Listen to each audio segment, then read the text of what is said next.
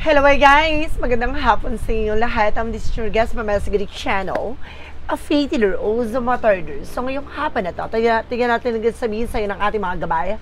So this is a weekly gabay for the month of June 16 hanggang June 22 for the sign of Virgo. So Virgo, welcome to my channel. Ano kayang messages, advices, and spirit guides ang ating masasaga for today's video? Kanino kayang energy or kaganapan sa buhay ng mga Virgo signs ang ating mga hagilap. So guys, this reading is a general reading lamang nila at makaka-resonate. Kunin lamang po ang makaka-relate sa inyo and comment down below kung kaninong energy ang ating nasagot. Because don't forget to like and subscribe my channel and hit the notification bell for more videos update. Kasi maraming salamat po sa mga walang sawang pag-support sa aking channel. Lalo-lalo na ang dirigil-skip ng ads away pagpalaing kayo ng Diyos at may kapal, siksik digdig na umapaw na biyayang manumbalik sa inyo. So let's see guys, what is the messages advice sa inyo ng ating angel spirit for the sign of Virgo? So let's see and watch this. Ano kaya kaganapan sa buhay ng mga Virgo signs ang ating mga hagilap? Tutuklasin at bubulabugin natin. Angel spirit, please give me information po. Ano kayang gusto sabihin sa inyo ng ating mga baraha? Okay, so there's something, the Page of Cups. Listen to your intuition. Listen to your gut feeling. So, makinig ka sa vibrations mo, sa intuitions mo, sa instinct mo, na maraming papasok sa'yo ng mga imaginasyon, no? Or something, visions, no? Inner voice, no? There's something that's our moment for major changes, na may mga bagay na magbabago sa buhay mo, na maaring magdulot to ng chaos or disaster, pagkasira ng sitwasyon o pagkasira ng isang eksena. Kaya kailangan mag-ingat ka, no? Kaya ka binibigyan ng paalala at babala with something, a sign or synchronicities, no? With an angel spirit, with a Page of Cups, no? Binibigyan ka ng paalala na kailangan mo mag-pay attention dahil may magaganap na isang bagay na maaaring magbago ng sitwasyon mo. And then something, the Hierophant. Now, there is something, a lesson learned. At dito mo matututunan lahat ng bagay. O may mga bagay na kailangan mong pakakatandaan. So, let's see. And there's something, the Six of Pentacles, na magtutuloy-tuloy na about sa finances. No? Or either may paparating na support or tulong ng ating mga gabay. No? Ay maaaring magtuloy-tuloy na. Maaaring ipagkaloob na. And there's a Ten of Swords. No? There's a lot of sabotage. No, may mga taong sumasabotahe sa eksena mo. No, mag-ingat ka. No, may mga taong gusto kang pabagsakin at sirain. No, and this is something guys with the King of Pentacles, basta magkaroon ka ng security sa mga plano at pangarap mo, lahat ng gusto mong gawin ay kailangan pag-ingatan mo. No, wag ka nag-share ng information with other people dahil no, maraming mga taong naiinggit sa'yo, no? What is additional messages with an angel spirit guides? Represent with the Three of Cups. For celebrations, no? Maraming mga celebration na magaganap. No? Maraming mga eksena na maaaring ipagkaloob sa'yo dito. No? Makinig ka sa gut feeling mo and intuitions mo dahil magtutuloy-tuloy na ang mga celebration or events. So what is the Tower moment? Represent with the King of Cups. Now, there's something, a devoted for the person na may taong sinusuporta at gumagabay sa'yo. No? And of course, mayroon ditong provider. And there's something, the Judgment for a wake-up call. Na parang pinapaalalahanan ka na you need to pay attention. Ibig sabihin, guys, may mga bagay na nangyari from the past na maaring maulit muli. No? Kaya kailangan matuto ka. No? With the Hierophant. No? Matuto ka sa mga pinagdaanan at naranasan mo. What is the Six of Pentacles? Represent with the Ten of Wands. No? There's a lot of burden. Or may mga bagay dito na maaari nagbibigay pabigat sa sitwasyon mo. Obligasyon o responsibilidad. No, marami kang binabayaran, marami kang mga minuhulugan. No, what is the Ten of Pentacles? A Ten of Swords, sorry. There's a Ten of Swords. Represent with a Four of Swords. Something arrest. No, kailangan niyo ipahinga ang iyong isip at ang iyong katawan lupa, no? Dahil na maaaring na-over-fatigue ka. No, masyado ka ng pagod, physically, mentally, emotionally, no? Maaring may talagang sumasabotay sa eksena mo. No, madalas dito nananaginip ka pa, no? nananaginip ka, and of course, nahihirapan ka din sa pagtulog na parang pili mo pagod na pagod yung buong katawan mo. What is the King of Pentacles? Represent with the Queen of Wands by confident. No? Kailangan lakas sa loob mo, lakas sa mga pakiramdam mo. Huwag ka nagtitiwala sa mga tao na sa paligid mo agad-agad. No? Dahil meron dyan, guys, hanapan ka lang ng butas or eksena para siraan. No? And this is something, the Page of Sword with something curiosity. No, kailangan alamin mo, tuklasin mo lahat ng bagay, no? Makikinig ka sa gut feeling and intuitions mo. What is the Tarot moment? Because the King of Cups, represents 6 of Cups. Now, there's something, a past person coming back. No, some of you may babalik dito ang tao. No, from the past, oh my God. There's an ancestor guides daw na bumabalik from the past. Oh, ibig sabihin dito may gumagabay sa'yo dito ang ancestor guides na maaaring family related mo, na maaaring bumabalik kasi ginagabayan ka. No? There's a strength with confidence, kailangan mo lang lakasan ng loob mo at and of course, bigyan mo ng kumpiyansa lahat ng bawat ginagawa mo. Alisin mo yung takot at pangamba. There's a King Man, you're feeling stuck. No? Parang pili mo nakatali ka sa sitwasyon na hindi ka makakilos, hindi ka makagalaw. No? Nahihirapan ka mag-decide. No? Let's see what is the additional messages. Represent with the 6 of Wands for victory is yours. So, some of you guys, no, magtatagumpay ka. No, magtatagumpay ka sa gusto mong mangyari, na marami talagang taong nakatingin sa'yo. No, marami talaga naiinggit din sa'yo. No, pero, keep going. Tuloy-tuloy mo lang ginagawa mo. There's a 7 of Swords. I told you, maraming sneakiness talaga. Now, there's a cheating lying on you. Marami talagang kumukuha na information sa'yo. Marami talagang sinungaling manluloko dyan sa paligid mo. Huwag ka nagtitiwala. No, lubos-lubos. Kasi, kumaga hinahanapan ka lang ng ano dito, butas.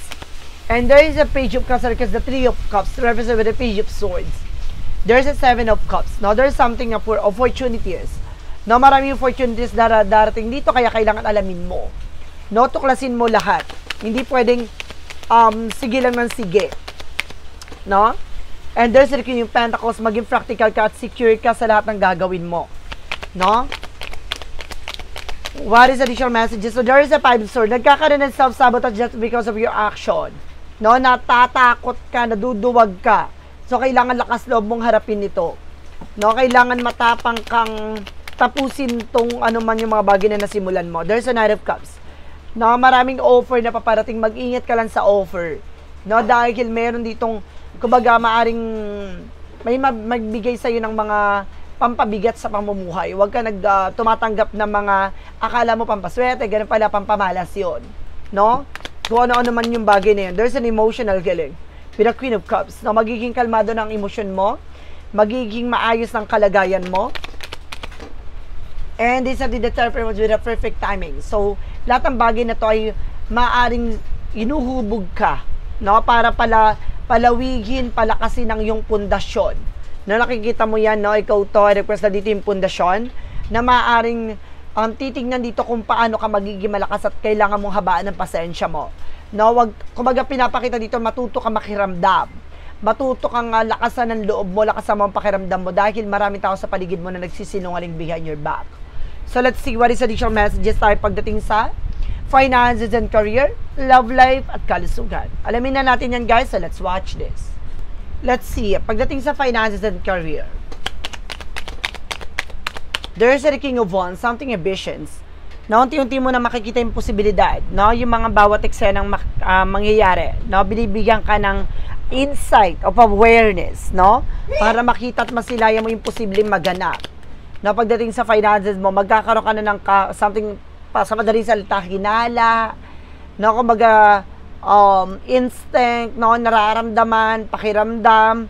No, there's a Knight of Wands na magtiyaga ka lang sa ginagawa mo, bantayan mo yung kung ano yung kailangan mo proteksyonan. No, there's something, the star card, healing and recovery. No, magkakaroon ka ng healing and recovery dito pagdating sa finances mo. At kung may hinihintay ka paper documents or trouble na maaaring makakaalis ka na, maaaring makukuha mo na yung hinihintay mo. And there's a 6 of Swords with the transition, unti-unti ka rin nakakalaya sa hindi maganda sitwasyon at makakabangon ng muli ang iyong finances. And there's a Wheel of Fortune with the turning back, no? Kumbaga, suswertihin ka na this time, no? May swerting dadapo sa buhay mo. So, let's see. Pagdating sa love life,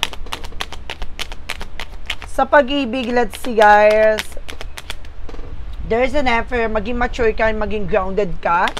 No, pagdating sa buhay, pag-ibig, kumbaga magkaroon ng respeto at disiplina. And there's the moon card. With the dream coming true, matutupad yung mga pangarap nyo ng person mo. And this is something, the 8 of Pentacles, na mag-focus na kayo sa isa't isa, mag-focus kayo sa trabaho, negosyo. No, and this is something, the 8 of Swords, no? Kailangan yun makawala with an unhealthy environment, and the unhealthy people, toxic environment. And there's a Hermit card. No, there's an spiritual awakening, na may mga bagay na parang minumulat ka or pinapakita sa iyo na kailangan mo tong malaman, kailangan mo tong maintindihan, no? Hindi lahat ng mga tao sa paligid mo ay totoo sa iyo. Parang sinasabing gano'n. No, there's another ones na manatili kang kalmado, huwag kang padadala ng agresibo, no? Kailangan kung may problema kayo with your person, pag-usapan niyo na mabuti, ng maayos, huwag padadala ng bugso ng damdamin, no? Pagdating naman tayo sa kalusugan, so there's a Devil card na meron talagang sumasalbahe sa'yo. No, talagang may gumagawa ng hindi maganda sa'yo dito. Now, there's a Four of Pentacles. So, protection at pangalagaan mo yung grounds mo, even your territory. And there's a Queen of Swords with a clear the boundaries. Linisin mo ano man yung mga bagay o tao sa paligid mo. Dahil, kumaga, wala namang gagawa ng hindi maganda na ibang tao, kundi kakilala mo at sariling tao. And there's a Two of Wands by choices. Piliin mo lang yung mga taong pagkakatiwalaan mo. And this is something that Two of Pentacles, maging balanse ka, timbangin mo lang kung sino yung taong mga pagkakatiwalaan mo. And there's a Ace of Swords with the mental clarity. Now, magliliwanag to sa'yo. Bibigyan ka ng something, intuition and instinct kung sino man yung mga tao na to na dapat magstay sa buhay mo. So guys, let's see what is additional messages with the magical fire messages. Advice is request sa pick a card, yes or no. Kung bago ka sa channel ko, don't forget, no, na mag-isip ka na kagad ng tanong, no, with the pick a card, yes or no. Pwede ka na mag-isip ng magiging tanong mo para mamaya, no, ang magiging sagot ay nandito sa number 1, 2, or 3. Pipili ka lang ng isa. Kapag nakapili ka na, then of course, comment down below kung anong number na napili mo para malaman ko kung umabot ka ba dito sa reading na to. So let's see and watch this. Let's see what is the magical fairy messages to represent what.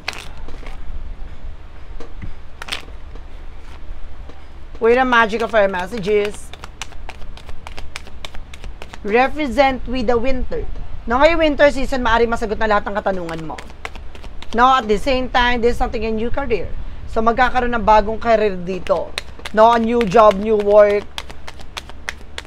And there's something, the sun, na maaring bibigyan kasagutan na lahat ng mga katanungan mo. At the same time, nandito yung anak mong lalaki na tutulong sa'yo, or maaring you are also the only child, no? Na maaring anak ka na lalaki, na ganito, ganyan. And this is something in new home, na magkakaroon ka ng bagong bahay, new career, new home. So, may paglayat, may pagkawala, may parang magpapakawala ka sa eksena. Parang either na aalis ka sa situation, or lalayo ka na, no, sa mga tao sa paligid mo. Parang ganon. What is the yin and yang oracle card? And there's a lack and doubt, no? Parang ngayon na nagkakaroon ka ng linlangan, panghihinayang, and of course, pagdadalawang isip, no? Kailangan mong kumaga, pag-isipang mabuti to. No? Kailangan mong magtiwala at maniwala sa sarili mo. No? Nawawalan ka ng kumpiyansa, kaya parang nag-aalanganin ka. No, there's an alchemy with assessor, guys. I told you, may gumagabay talaga sa'yo dito. And this is, I told you, there's a toxicity. I told you, di ba? No, there's a toxic family and toxic environment talaga. No, magbabago na yung career mo at magbabago na yung tahan mo. Ibig sabihin, nasa paligid mo lang. No, there's a circle of friends, circle of family, ganyan. Circle of friends or circle of environment. And there's an artist, no? There's just something an artist with manifestation. No, papagandahin mo na yung sitwasyon mo. No, at kumbaga mas lalo ka mas magiging maingat at bibigyan kulay na lahat ng pangarap mo. And there's a reflection. See? Cause and effect. Lahat ng mga bagay na gagawin mo magre-reflect sa'yo. Kaya kailangan mas maging mautak ka na this time. And there's an eagle. A message. Na binibigyan ka ng mensahe na you need to pay attention. No, and there's a reveal. Naman talaga dito nagre-reveal at gumagawa talaga ng it's either maaaring hindi mo to pinautang or maaaring hindi mo to pinagbigyan, ganon. Meron talaga sumasalbahe sa'yo dito, maaaring nasa tawad mo. Now with the Romance Age for Mystic Love Oracle deck, there's an unexpected all of the sudden. So may mga bagay o bigla ang pagbabago sa buhay mo. And there's something freedom. See, makakalahi at makakawala ka na raw dito. Kailangan mong isurrender lahat. No? Tutukan at mahalin mo ang sarili mo ngayon. No? What is an angel's number represent what? 0808 with a swift action. You will enter a time of expansion, so begin taking steps towards achieving your ultimate objective immediately. Finances will miraculously improve. And somebody has their mind set on you. So see, may taong tutulong sa'yo, may mga taong kumbaga bibigyan ka ng importansya, no? Na mas lalo mong palawigin at palakasin ang iyong sarili. No, at maaaring magiging masagana ka talaga dito, no? Meron kang potensyal para maging maayos at maging maganda buhay mo. Nga lang, nahahata ka ng mga tao sa paligid mo. It's time, no, na kailangan mo na i-surrender at pakawalan at matuto kang mabuhay ng tahimik at kumbaga kumawala sa mga taong kumbaga toxic and negative, no? Let's see what is the Money Move Oracle deck. Meron kasi ako nasa-sense dito mapang-abuso. No, may papapang-abuso ko nasa-sense. And of course, there's something guys with resources. Use wisely as needed, no? Gamitin mo lang yung bagay na ano ba yung kailangan mo at yung mga mas kailangan mo or mas priority mo. Yun ang kailangan mong tutukan. No, at mag-save ka in your future, no? So let's see what lies beneath with the hidden future. Ano yung mga bagay na nakatago sa hinaharap mo? Let's see. There is something fulfilling a fantasy. So, ngayon tinutupad mo na. Ano man yung pangarap mo ng pagkabata ka, ano man yung gusto mo na mangyayari sa hinaharap mo, maaaring unti-unti mo na matutupad dito. No? Like a fairy tale. Ganon. There is something, a shadow work represent what? What is a shadow work represent what? Represent with a close-minded, openness and receptive, and willing to consider other perspective or entertain new ideas. Be more open. No, kailangan handa ka. No, tanggapin mo yung mga advices, opinions with other people na maaari makatulong sa'yo. No, kung may mga perspective and mindset sila na maaring nagbibigay positibo sa eksena mo, gamitin mo yung bagay na yan para makatulong for you, no? At alisin mo yung mga bagay na alam mo hindi makakatulong sa'yo. Sa madaling salita, matuto kang makinig, no? Matuto kang tumanggap, no? And this is something clarifying for a love situation.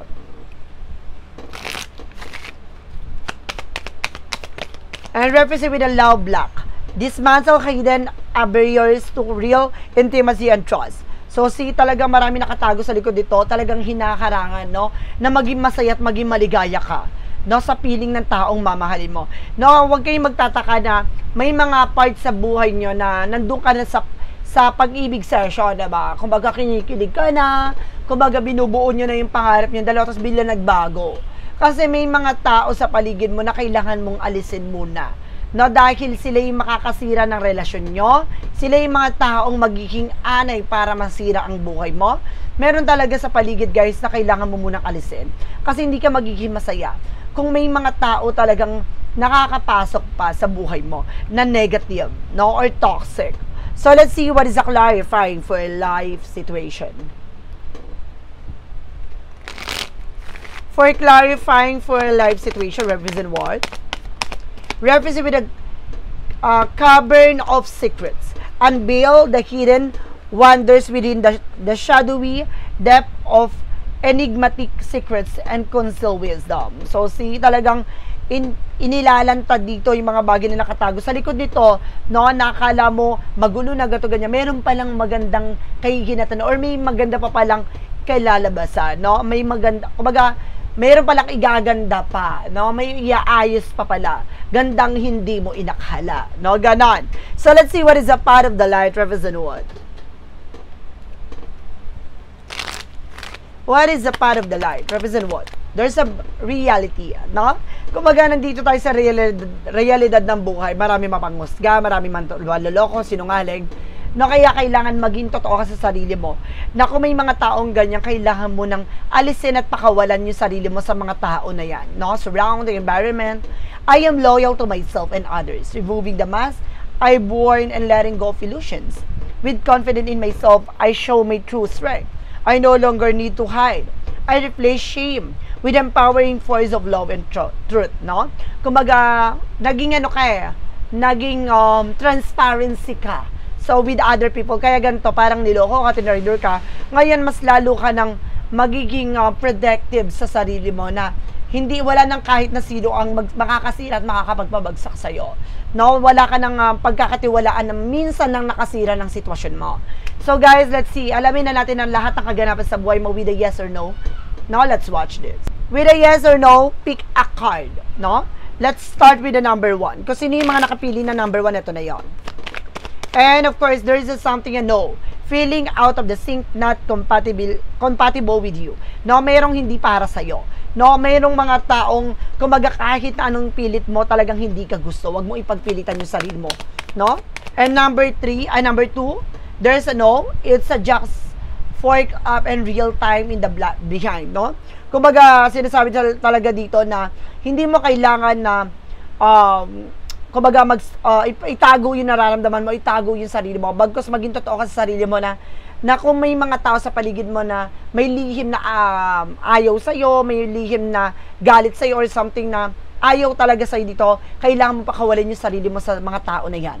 No? Bigyan mo ng peace of mind ang yung sarili. With the number 3, there is something a no again. Storm to violent shelter needed. So, mas kailangan mong humanap ng kung saan swak ka, kung saan ka magiging ligtas at magiging masaya. Huwag mo ipagkasiksikan yung sarili mo sa mga taong ayaw sa'yo. No? So, guys, this is a weekly gabay for the month of June 16 hanggang June 22 for the sign of Virgo. So, Virgo, maraming salamat po for this wonderful reading. So, once again, this reading is a general reading na mga dilat makaka-resonate. Kunin lamang po makaka-relate sa inyo and comment down below kung kaninong energy ang ating nasagap. And because don't forget to like and subscribe my channel and hit the notification bell for more videos update. Kasi maraming salamat po sa mga walang sawang pagsuporta sa aking channel. Lalo-lalo na ang skip ng adzaway pagpalain kayo ng Diyos at may kapal-siksik liglang nag-uumapaw na biyayang manang balik sa inyo. At maraming salamat po and see you the next video. Bye-bye and babush!